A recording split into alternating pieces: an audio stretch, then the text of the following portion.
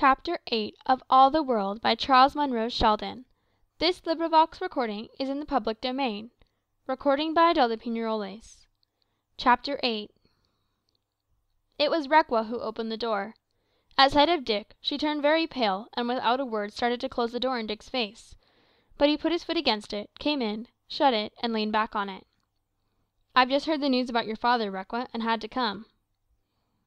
Rekwa looked at him strangely. "You had to come! Have you read the account in the paper?" "Yes. Your father is convicted by the government. He has been sentenced. It does not seem possible. Rekwa, dear, I had come to comfort you." "To comfort me!" "Rekwa, I have not seen you for days. Not since I was here last. What would you think of me if I should refuse to come in this great trouble? Why did you not send for me?" "Have you read the account in the paper?" Rekwa asked hysterically. "Yes. Enough to know your father is sentenced."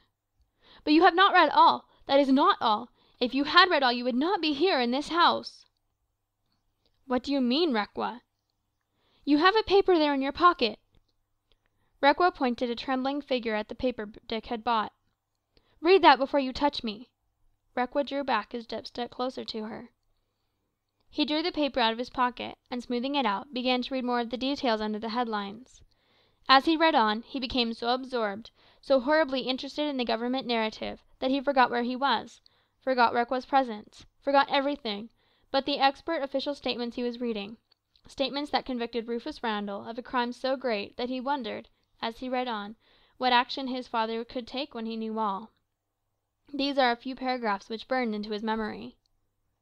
"Facts brought out by the government investigation prove that Rufus Randall's mills furnish parts for airplanes, including struts, cotter pins, and wing skids. Numbered parts have been traced to defective planes used by our aviators in France.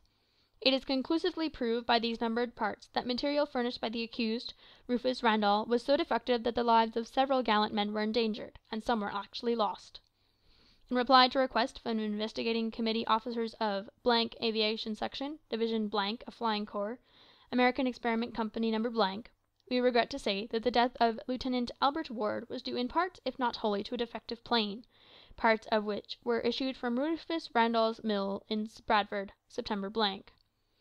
Lieutenant Ward had engaged the enemy, which had attacked him in squadron formation. He had sent one German albatross down in flames, and had attacked another, when his machine was seen to crumple up on one of its wings. He was seen by observers to crawl out on the other wing to preserve the balance, and maintain this perilous position until his plane was within 100 feet of the ground on the French side, the enemy retiring under fire from our anti-airplane guns. At that altitude 6 of our officers witnessed the sudden collapse of Lieutenant Ward's crippled machine as he fell, and we testify that his death was not caused primarily by wounds inflicted by the enemy, although he was shot in the head and shoulder. But his death, according to our belief, was directly due, beyond question, to the defects in the plane he was flying, parts of which plane by number can be traced to material supplied by Rufus Randall's mills. All the more we regret that several gallant heroes like Lieutenant Ward lost their lives on account of American greed and disloyalty. We, whose names are affixed, solemnly swear that in the best of our belief Lieutenant Ward lost his life owing to defective parts of his plane, parts manufactured and supplied by the firm of Rufus Randall of Bradford." Here followed the signatures, officially designated, of the officers of Albert's company. Dick looked up from the paper, and stared over at Rekwa. During his absorbed reading, she had sat down on a couch, and her face was buried in a cushion. "Your father—" Dick had started to say something, he hardly knew what it was himself, under the tremendous shock of the revelation in the paper, when Rekwa raised her head. "You understand now why I have not asked you to come here since you left me a week ago. Father confided all that to me before it came out in the paper. It is too horrible to believe. He says he did not know all about the details of the construction, that much of it was done by men lacking expert knowledge, and he can prove to the government that he was not knowingly guilty." "Dick!" Rekwa rose and cried out, as her lover stood stern and unresponsive. "You do not know how miserable I am on account of all this. I cannot believe that father meant to do wrong." "And yet," Dick said, shrinking back from Rekwa as she had a little while before repelled him, "the result of the defective work that went out of his mill was just the same as if he was personally responsible. Albert might be living to-day if—" "But oh, Dick, I am not to blame. I am not guilty." Dick turned swiftly, and the next moment he had held out his arm. Rekwa came to him like a child who is tired, and the next moment Rufus Randall walked into the room. During his entire war experience, Richard Ward, like thousands of other young Americans, had come to have a loathing of the fearful things the enemy had done to beautiful France. Devastated gardens and orchards and parks, bombed hospitals, tortured women and children, ruined cathedrals, blotted out landscapes. The whole thing sank like a blistering memory on his heart. And yet all through he had honestly tried to keep from hating. And now the sight of Rufus Randall affected Richard Ward along the line of least resistance.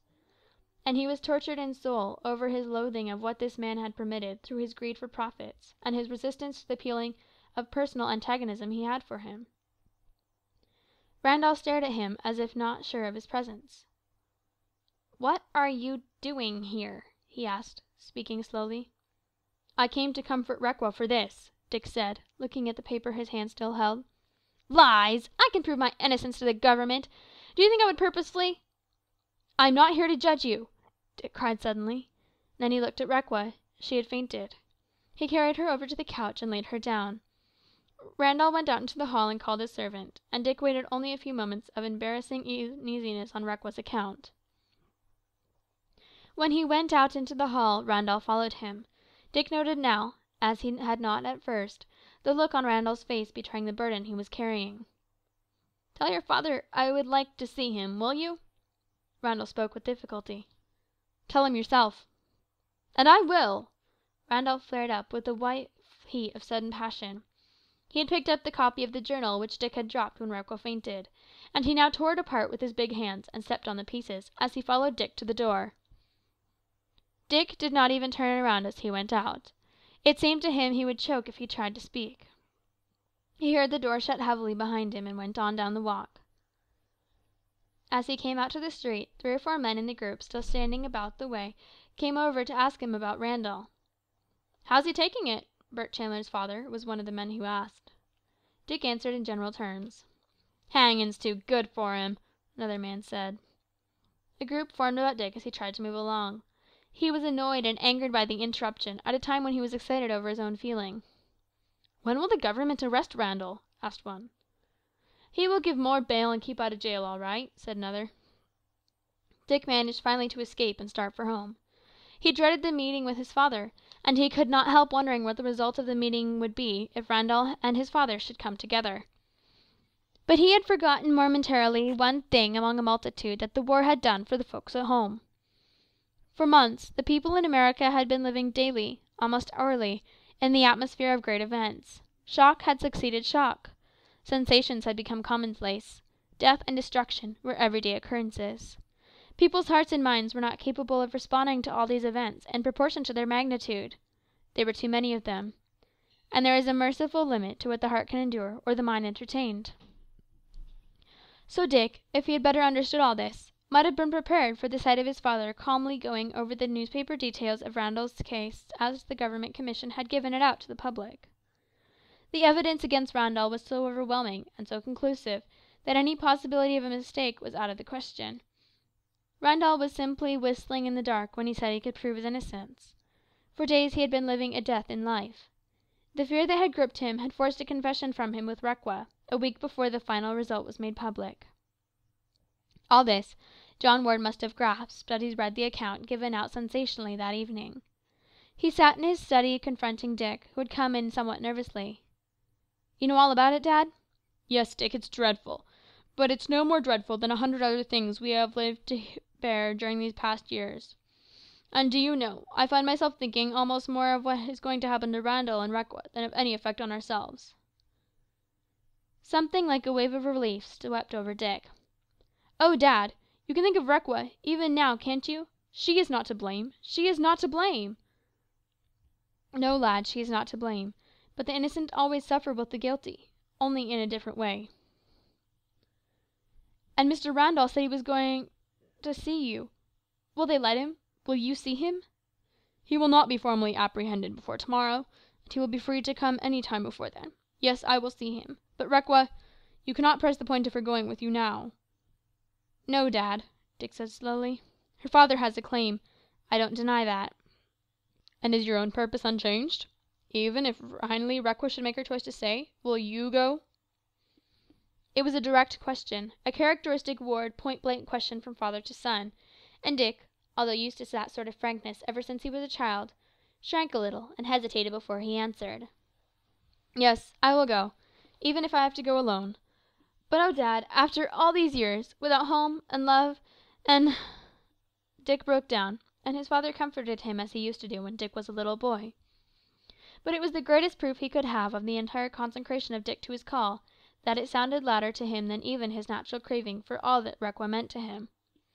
It startled Dr. Ward tremendously.